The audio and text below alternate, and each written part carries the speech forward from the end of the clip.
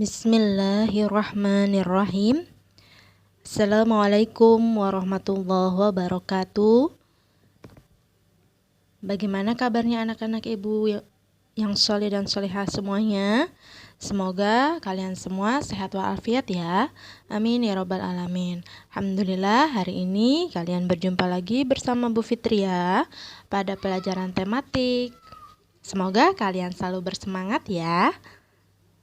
Nah, sebelum belajar, seperti biasa kita harus biasakan berdoa terlebih dahulu agar belajar kita hari ini diberikan keberkahan oleh Allah Subhanahu wa taala dan kita diberikan kemudahan untuk memahami setiap pelajaran yang kita pelajari hari ini.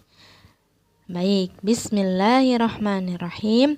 Allahumma aftah lana hikmataka wanshur alaina rahmataka min khazaini rahmatika ya arhamar rahimin. Rabbi zidni ilman warzuqni fahma. Allahumma la sahla illa ma ja'altahu sahla wa anta taj'alul hazna idza syi'ta sahla. Amin ya rabbal alamin. Alhamdulillah kita sudah berdoa. Nah, saatnya kalian mendengarkan atau menyimak materi yang akan Ibu sampaikan hari ini. Selamat menyaksikan ya. Untuk pembelajaran hari ini, materi yang akan Ibu sampaikan yaitu masih di tema 4, muatan IPS mengenai interaksi manusia dan pengaruhnya terhadap pembangunan. Silakan kalian simak, semoga kalian memahami apa yang Ibu sampaikan. Baik, tujuan dari pembelajaran hari ini adalah yang pertama, mengenal interaksi sosial di masyarakat. Kedua, mengenal interaksi manusia dan lingkungan. Ketiga, mengetahui pengaruh interaksi terhadap pembangunan. Kemudian, kompetensi dasar yang berkaitan dengan pembelajaran hari ini yaitu KD atau kompetensi dasar 3.2, menganalisis bentuk-bentuk interaksi manusia dengan lingkungannya dan pengaruhnya terhadap pembangunan sosial, budaya, dan ekonomi masyarakat Indonesia. Untuk KD 4.2 yaitu menyajikan hasil analisis interaksi manusia dengan lingkungannya dan pengaruhnya terhadap pembangunan sosial, budaya, dan ekonomi masyarakat Indonesia. Baik, tahukah kalian apa itu interaksi? Nah, pada tema sebelumnya sudah pernah kita bahas mengenai interaksi. Kalau kalian masih ingat, tentu kalian pasti bisa menjawabnya. Nah, interaksi adalah hubungan timbal balik atau saling memengaruhi antara satu individu atau kelompok dengan individu atau kelompok lainnya. Masih ingat tidak dengan materi ini? Semoga kalian masih ingat ya. Nah, manusia disebut sebagai makhluk sosial. Karena apa? Karena manusia tidak dapat hidup sendiri atau selalu membutuhkan orang lain. Nah, makanya manusia disebut sebagai makhluk sosial. Nah, berikut adalah interaksi dilakukan dalam upaya memenuhi kebutuhan manusia yang banyak jenisnya. Ya. Kita perhatikan ketika orang berjualan, ya. Berjualan di pasar. Nah, sebelum mereka menjual dagangannya, tentu ya ada hubungannya dengan interaksi dengan orang lain. Apa itu? Ya, bahan untuk membuat makanannya tentu harus kita cari di mana? Di pasar. Nah, berarti si penjual kue ini atau makanan ini akan pergi ke pasar sebelum menjual dagangannya untuk membeli bahan-bahan yang dibutuhkan untuk membuat makanan. Nah, dari pasar, di pasar ini tentu dia akan berinteraksi atau berhubungan dengan orang lain. Siapa? Berhubungan dengan penjual bahan makanannya ya. Kemudian dari penjual ini ada interaksi lagi seharusnya. Dengan siapa? Penjual berinteraksi dengan para petani. Kenapa? Karena bahan yang dijual di pasar atau barang-barang yang dijual di pasar itu dihasilkan oleh siapa? Oleh petani. Nah, nanti petani akan berputar lagi, ya. Begitupun seterusnya. Dari petani bisa menghasilkan beras, buah-buahan, sayur-sayuran. Nanti akan dibeli oleh pedagang pasar. Dari pedagang pasar akan dibeli oleh penjual kue misalkan, atau penjual makanan yang lain, dan begitupun seterusnya. Nah, hubungan ini disebut interaksi, ya, atau akan terjadi interaksi antara satu orang dengan orang lain, ataupun dengan kelompok lain, dan lain sebagainya, ya. Nah, berikut interaksi dalam pembangunan di lingkungan alam. Hampir semua kebutuhan hidup manusia tidak dapat dilepaskan dari lingkungan alam yang merupakan karunia dari Allah yang Maha Esa, ya. Lingkungan dibedakan menjadi berapa? Lingkungan dibedakan menjadi 2. Yang pertama ada lingkungan biotik atau berupa makhluk hidup. Contohnya ada manusia, hewan, dan tumbuhan. Kemudian ada lingkungan abiotik atau berupa benda mati. Contohnya ada tanah, air, udara, dan matahari. Nah, interaksi manusia dengan alam dilakukan melalui penyesuaian diri atau disebut adaptasi, ya, dengan lingkungan. Kemudian ada juga interaksi manusia dengan lingkungan alam, ya, dengan cara mendominasi alam atau disebut menguasai alam. Nah, mendominasi berarti menguasai. Nah, kalau beradaptasi yaitu menyesuaikan diri.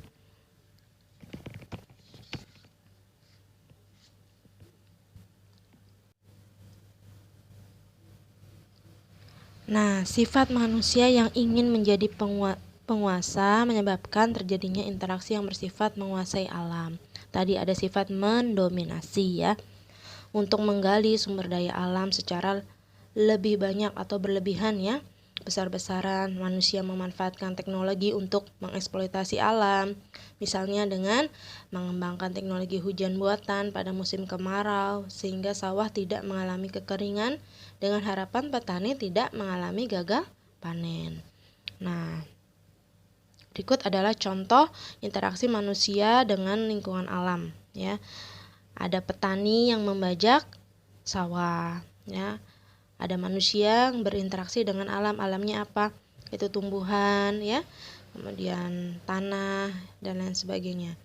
Kemudian ada nelayan yang berinteraksi dengan alam. Alamnya apa? Lautan. Bisa menghasilkan atau bisa mengambil ikan di laut. Nah, ini nanti berpengaruh untuk kehidupan yang ada di masyarakat, ya. Petani dengan membajak sawah atau menanam padi bisa menghasilkan beras yang akan dijual untuk kehidupannya, memenuhi kehidupannya, kebutuhannya. Begitupun dengan nelayan. Nah, baik petani maupun nelayan dalam berinteraksi juga akan menyesuaikan, ya, atau disebut tadi adaptasi interaksinya, ya, dengan kondisi alam. Misalkan petani untuk menanam padi bisa menyesuaikan dengan musim, ya, musim hujan, apakah musim kering. Nah, itu dia harus bisa mengaturnya atau bisa menyesuaikannya. Begitupun nelayan, kalau cuacanya buruk maka dia juga harus bisa menyesuaikan, berarti dia tidak bisa pergi berlayar atau menangkap ikan di laut. Nah, itu hubungan atau interaksi yang terjadi di lingkungan alam. Ya, tadi ada dibedakan menjadi 2, yang secara adaptasi atau menyesuaikan diri dan yang mendominasi atau menguasai alam. Nah, jangan sampai kita menggunakan alam ini secara berlebihan ya. Gunakan atau perlakukanlah alam kita dengan sebijaknya, secukupnya, sesuai dengan kebutuhan kita saja ya. Agar lingkungan kita ini tetap terjaga dengan baik, tetap lestari ya, tidak rusak, seperti itu ya. Kemudian selanjutnya, interaksi dalam pembangunan di lingkungan sosial. Nah, interaksi sosial adalah hubungan timbal balik antar individu atau individu dengan kelompok dan kelompok dengan kelompok. Nah,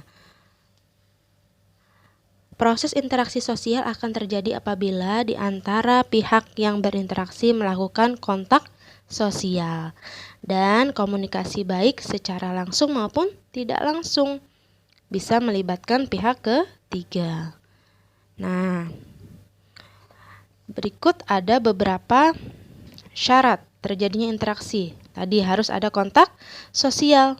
Dengan apa? Dengan kita senyum, menyapa orang, berjabat tangan dengan orang lain, kemudian berkomunikasi, baik langsung maupun tidak langsung. Tadi sudah Ibu sampaikan. Nah, itu syarat-syarat terjadi interaksi ya. Kalau kita hanya diam dan tidak ada komunikasi dengan orang lain, namanya itu bukan interaksi ya. Kemudian interaksi sosial terjadi dengan dorongan beberapa faktor ya. Yang pertama, ada keinginan untuk meniru orang lain atau disebut imitasi ya. Jadi terjadi interaksi sosial karena apa? Karena ada keinginan untuk meniru orang lain atau disebut imitasi. Yang kedua, yaitu keinginan untuk memengaruhi orang lain atau sugesti. Yang ketiga, karena keinginan untuk sama dengan orang lain disebut identifikasi. Dan yang keempat, karena rasa tertarik kepada orang lain atau simpati. Seperti itu ya. Nah, selanjutnya bentuk-bentuk interaksi sosial. Tadi sudah disampaikan, ada yang interaksi antara individu dengan individu, berarti per orang ya, satu orang dengan satu orang ya. Kemudian ada juga interaksi antara individu dengan kelompok. Contohnya ketika guru mengajar di kelas.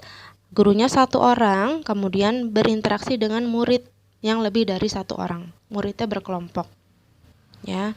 Misalkan kelas 5. Kelas 5 ada berapa orang? Berarti kan itu berkelompok. Kelompok apa? Kelompok kelas 5. Gurunya 1. Kemudian ada interaksi antara kelompok dengan kelompok. Nah, contohnya ketika ada kelompok sepak bola. Nah, ada 2 tim ya. 2 tim sepak bola yang bermain. Nah, itu namanya terjadi interaksi kelompok dengan kelompok. Seperti itu. Nah, contoh interaksi dalam bentuk kegiatan sosial, contohnya ada bakti sosial, kemudian pemeriksaan kesehatan, dan sekolah gratis untuk anak jalanan. Nah, ini di bidang sosial atau kegiatan interaksi yang berkaitan dengan sosial ya. Nah, selanjutnya interaksi dalam pembangunan di lingkungan budaya.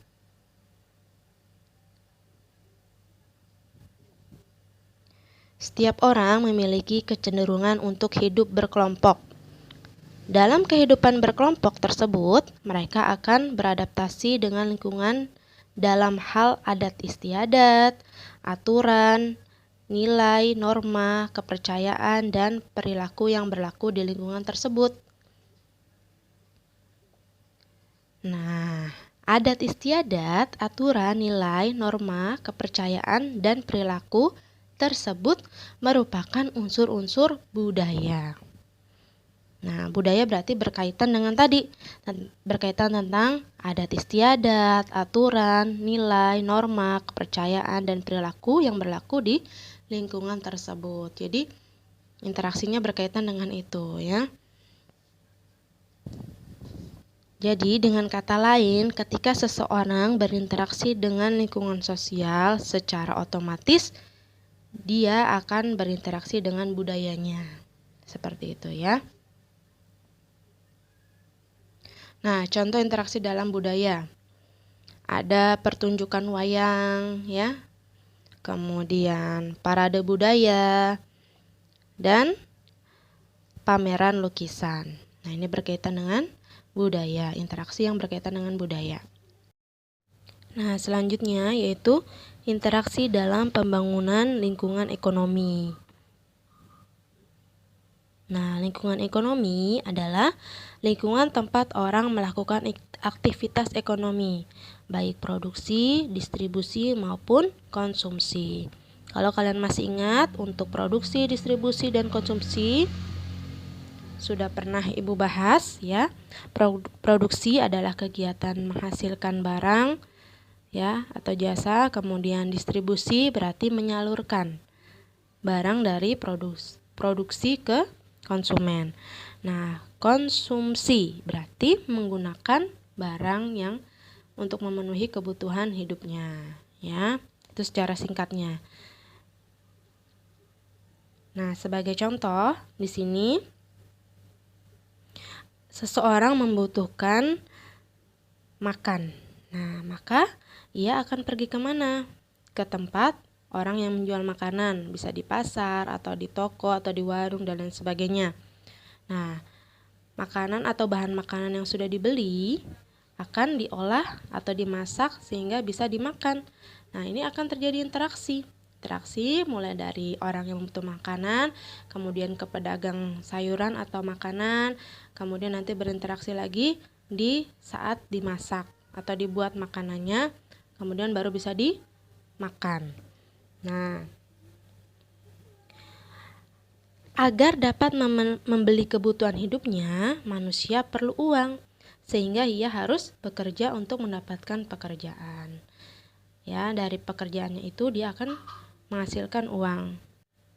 Nah, nanti uangnya itu akan bisa digunakan untuk memenuhi kebutuhan hidupnya. Nah, itu tadi interaksi yang terjadi dalam lingkungan ekonomi ya. Jadi berkaitan dengan kegiatan produksi, distribusi, dan konsumsi ya. Juga dalam memenuhi kebutuhan hidupnya tentunya ya. Nah, alhamdulillah sekian penjelasan dari Ibu mengenai materi interaksi manusia dan pengaruhnya dalam pembangunan ya. Tadi sudah Ibu berikan penjelasan mengenai interaksi dalam pembangunan di lingkungan alam, di lingkungan sosial, budaya, dan ekonomi. Semoga apa yang Ibu sampaikan ini dapat bermanfaat untuk kalian. Dan Ibu mohon maaf apabila terdapat kesalahan dalam penyampaiannya. Semoga kalian memahami apa yang Ibu sampaikan. Kita akhiri dengan berdoa terlebih dahulu ya. Alhamdulillahirrabbilalamin. Subhanaka Allahumma wa bihamdika asyhadu an la ilaha illa anta astaghfiruka wa atubu ilaik. Wassalamualaikum warahmatullahi wabarakatuh. Sampai berjumpa di pertemuan berikutnya anak-anak soleh dan solehah.